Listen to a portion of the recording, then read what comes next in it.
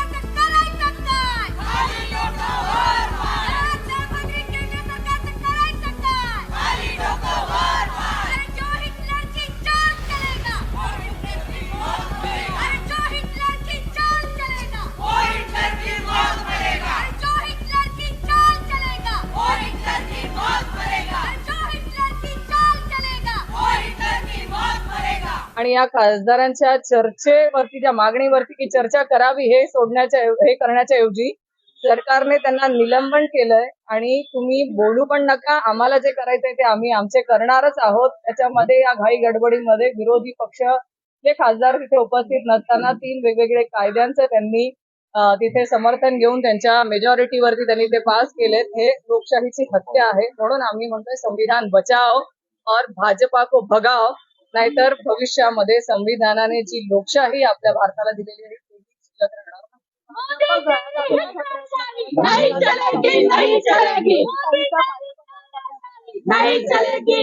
आज आपण भारतामध्ये लोकशाहीवरतीच आपलं राज्य टिकून आहे.